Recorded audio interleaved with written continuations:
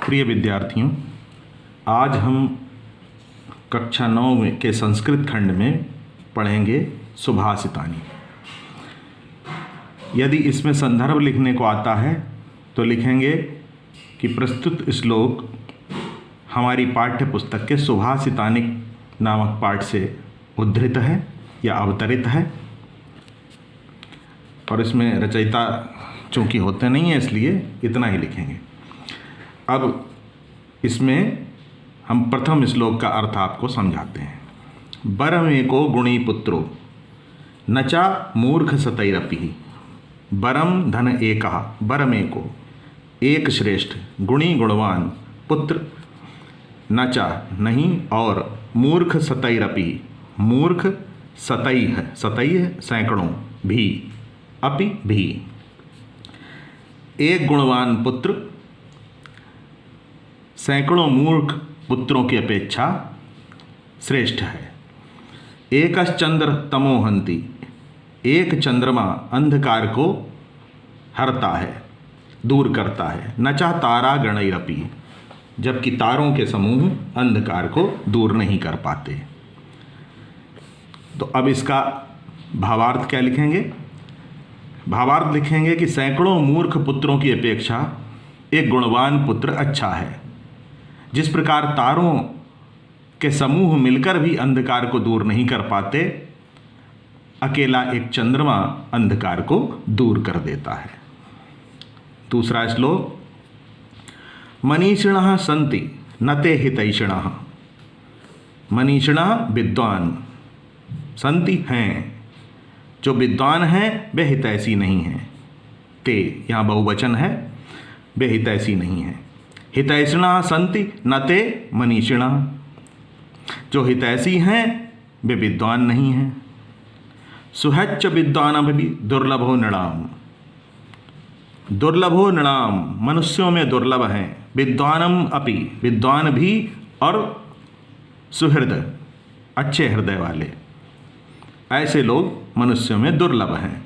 यथौषधम स्वादुम हितम च दुर्लभम, जिस प्रकार से औषधि स्वादिष्ट भी हो और हितकारी भी हो, ऐसी औषधि मिलना दुर्लभ है, कठिन है। उसी प्रकार से अच्छे और विद्वान लोग मनुष्यों में मिलना दुर्लभ है। तो इसका एक बार फिर से हम भावार्थ सुनेंगे। जो विद्वान हैं वे भला चाहने वाले नहीं हैं, जो हित चाहने वाले हैं वे विद्वान नहीं हैं।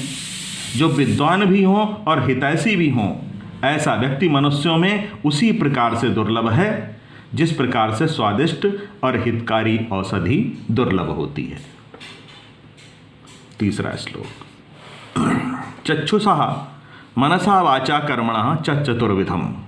चक्षुषः नेत्रों से, मनसा मन से, वाचा वाणी से, कर्मणा कर्म से, चतुर्विधम इन चार प्रकार से। प्रसादयति यो लोकम, जो संसार को प्रसन्न करता है, लोगों को प्रसन्न करता है। तम लोको नु प्रसीदति, संसार उसको प्रसन्न करता है, तम उसको। तो इसका भावार्थ सुने ध्यान से। जो मनुष्य नेत्र से, मन से, वाणी से और कर्म से, इन चारों प्रकारों से संसार को प्रसन्न रखता है, संसार उसे प्रसन्न रखता है। चौथा श्लोक, अक्रोधेन जयत क्रोधम साधुम साधुनाम जयत। अक्रोधेन यहाँ पर तृतीया विभक्ति है। क्रोध ना करने के द्वारा, जयत क्रोध ना करके जीतना चाहिए। जयत यहाँ पर विधिलिंग लकार है। क्रोधम साधुम साधुनाम जयेत। क्रोधम असाधुम, यहाँ पर दो शब्द मिलकर ये शब्द बना है क्रोधम और असाधुम। साधुनाम जयेत। जयेत कदर्यम दानेन, जीतना चाहिए कृपणता को दान के द्वारा। जयेत सत्येन चानतम, जीतना चाहिए सत्य के द्वारा अनृत को, असत्य को। तो भावार्थ होगा इसका, क्रोध को क्रोध न करने से शांति से जीतना चाहिए। क्रोध को क्रोध न करके अर्थात शांति से जीतना चाहिए। दुर्जन को सज्जनता से जीतना चाहिए। कंजूस को दान के द्वारा जीतना चाहिए और असत्य को सत्य के द्वारा जीतना चाहिए। चौथा 5वां श्लोक, अकृत्वा परसंतापम गत्वा खल मंदिरम। अकृत्वा ना करके, परसंतापम दूसरों को दुखी ना करके। इसमें भी परसंतापम और अगत्वा दो शब्दों को मिलकर ये शब्द बना है, परसंतापम और अगत्वा। तो पहली जो वाक्यांश होगा वो होगा अकृत्वा परसंतापम, दूसरों को दुख ना पहुंचाकर। अगत्वा खल मंदिरम, दुष्ट के घर ना जाकर। अनुल्लंघ सताम मार्गम, सज्जनों के मार्ग का अनुसरण करके, उल्लंघन ना करके। यत स्वल्पमपि तद बहु, यत स्वल्पम अपि तद बहु, जो कुछ भी थोड़ा भी मिल जाए वह बहुत है।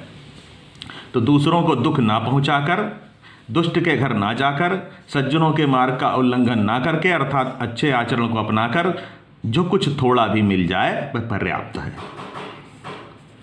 6वां श्लोक,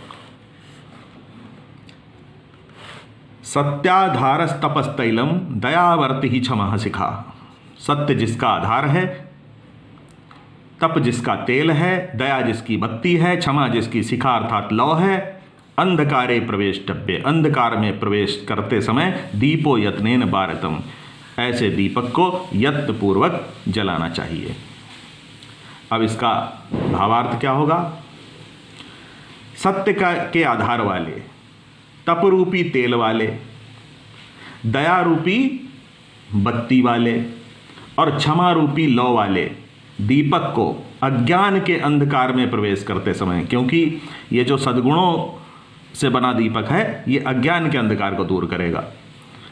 अज्ञान के अंधकार में प्रवेश करते समय ऐसे दीपक को जलाना चाहिए, प्रयत्न से जलाना चाहिए। 8वां श्लोक, 7वां श्लोक, त्यज दुर्जन संसर्गम। त्यज दुर्जन संसर्गम, दुष्टों का साथ छोड़ दो, दुष्टों का साथ छोड़ दो।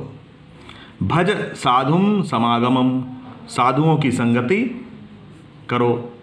कुरु पुण्यम अहोरात्रम, रात दिन, अहोरात्रम अहाधन रात्रम, दिन और रात पुण्य करो।